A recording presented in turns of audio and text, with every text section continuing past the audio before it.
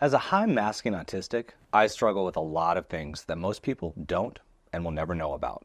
I wish I could say that I was the only one, but unfortunately, many other high-masking autistics have similar experiences. But why do high-masking autistics struggle? And is there anything that can be done? Let's talk about it. Struggle number 1, non-autistic expectations of myself and relearning expectations for myself. There are so many people out there who seem to have an easier time than me at everyday life. Things that bother me a lot don't seem to bother most people, like small talk at the grocery store or the piercing of a sudden shrill laughter in an otherwise quiet room. The challenge of trying to communicate clearly when no one seems to speak my language, and the sheer exhaustion at the end of every day where I need to go out and interact with people. All the expectations I was given growing up, and the ones that generally permeate society, are from the perspective of non-autistic society. So while I'm trying to navigate this world that is confusing and challenging and exhausting, I am also attempting to relearn expectations for myself, with very little guidance or support, except from a special group around me. But they have a hard time with me when I can't even wrap my head around new expectations I should set for myself, based on my neurotype and my unique needs as an autistic with ADHD. Let me give you a little deep dive into my brain by showing you some of the questions that pop up in my brain on particular hard days.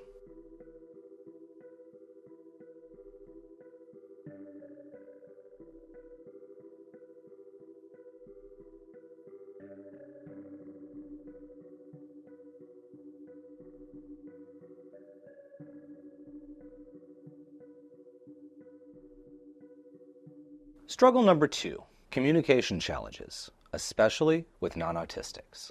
I just don't really understand most people, what they want, what I'm supposed to do, people responding to things in a different way than expected, why they talk so much about absolutely nothing important for so long, all the time.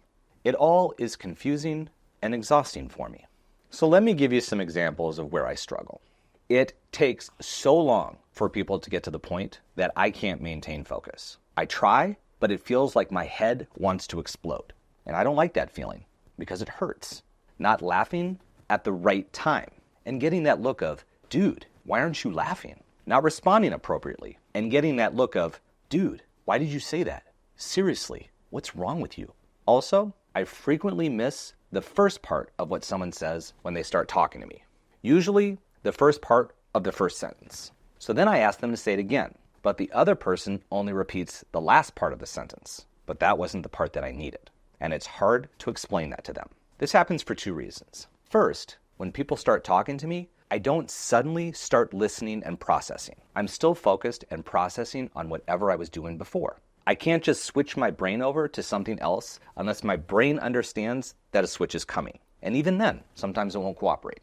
Secondly, often during conversations, something said will trigger this tsunami wave of thoughts and ideas into my brain. And rather than ignore this oncoming 40-foot wave of awesomeness, I hop on my surfboard and ride the shit out of it. It sounds so natural and obvious when I'm saying it. Who wouldn't surf a colossal wave of new ideas and potential?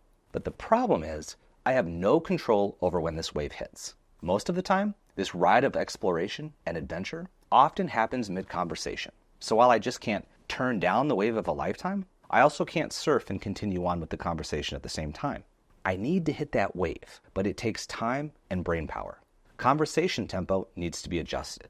Patience is required. What I need is for the person I'm talking to put on their shades, sit back, and watch me ride the wave of a lifetime. But that's easier said than done. Most people want that conversation tempo to push at a pace that prevents me from riding the wave. But what really sucks about all of this is I'll still get hit with the wave. But instead of riding it like a badass, I'll just stand there and get soaking wet and get salt water in my eyes and possibly stung by a jellyfish or some type of venomous sea urchin. I also struggle with needing to seem like I care about things I don't care about. It's really hard to fake it. Like at work, people talking about pop culture or people. It's always about people. It's so boring and stupid. But I need to seem like I care a little bit or I'll come across as rude. And you don't want to be that rude guy at work because then you'll be the one everybody else talks about. It honestly feels like one of those lose-lose scenarios. Struggle number 3. Hidden challenges for me that others don't notice or don't seem to have. I have my own unique set of challenges that I've learned to hide, and I'm sure every autistic can share some of their own. Here are some of mine that I almost always have to mask. Opening packages, figuring out how to get soap out in public restrooms, how to lock and unlock doors, navigating locations, finding things, especially where I parked my car. I also struggled with finding buildings when I was a student on my college campus. Other hidden challenges I have are suppressing my stims. It's hard to do the things I need to self-regulate, like pulling my hair or rocking. Sometimes just walking away from something I don't like or I'm done with. I also have a low frustration tolerance threshold. I get frustrated and flustered easily, possibly even more since I got diagnosed and have been trying to unmask more. Sometimes I even get frustrated at myself because it's frustrating when you get frustrated so easily. Now that I think about it, it's also frustrating to be frustrated at yourself for being so easily frustrated. And don't get me started on sensory overload, especially sounds. Things that don't bother other people feel like an army of hot lava worms slowly crawling across my brain. Despite the pain, I need to pretend like it's not super loud to me or a really abrasive grating sound in my brain. How challenging is this? Let me give you some examples. Going for a walk. A combination of unexpected heat, car horns, people talking or shouting will put me in fight or flight mode. When I'm getting my hair cut and the barber blow dries my hair, it'll always startle me and I'll jump. Sometimes it startles the barber more than it does me. When friends are together, people say things suddenly and loudly. Even if it's not loud to other people, it can really be loud to me. And it startles me. It makes my face really hot and red, and that's uncomfortable.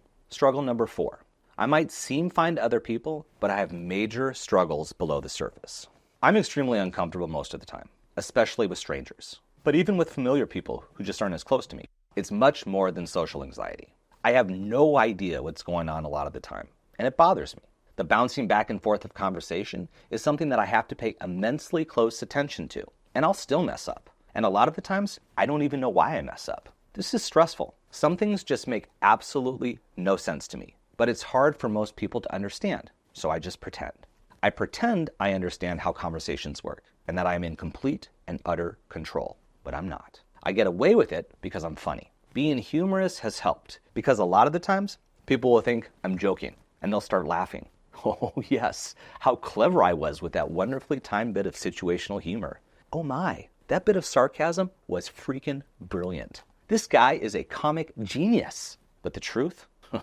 My brilliant bit of humor is the product of your imagination. People think I do this funny shit on purpose, but in reality, 80% of the time, I have absolutely no idea what's going on 100% of the time. It often feels that most of the time, I'm walking a thin line between being fine enough that people don't really think I'm autistic and having to hide a meltdown until I can get home in a safe spot and then losing it. Because the world isn't a safe spot to have a meltdown as an autistic adult. But it is so overstimulating and overwhelming sometimes that I am near meltdowns more than I want to be. How to help? Okay, Chris, we've heard about the struggles. We get it. But if we're autistic, is it always going to suck? What about if we have a loved one who's autistic? What can we do to help? You're in luck, because I have a few tips for you. For those wanting to help an autistic person, I've got 2 tips. First, it is absolutely critical that you show patience, acceptance, and understanding. Without these 3, honestly, you aren't helping. Secondly, don't take things personally. This is a tough one. This can be tough to do sometimes. Autistics can be direct or abrupt with our actions, but there's usually a good reason for it. Chances are we aren't doing it to be rude or mean or malicious. Now, if you're autistic, I've also got 2 tips for you. First, figure out ways where you don't need to mask. Like maybe explaining things in advance, but sometimes that can also feel like masking. Or places where your stimming is okay, based on your situation. Secondly, relearn yourself and keep reteaching expectations of yourself. If doing what you're doing is stressing you and causing you health problems and burnout, you've got to tone it down and set new expectations. This is a process that you have to keep coming back to at various stages in your life. As a high-masking autistic, what are areas where you struggle? How do you handle the difficulties? What are things you do to reduce your autistic struggles? Share your experiences in the comment section below. If you found value in this video, don't forget to like and share, and feel free to subscribe for more great content. As always, thanks for being here. So okay, if you're autistic, we've heard about the struggles, we got it. But autistics, is it always gonna suck?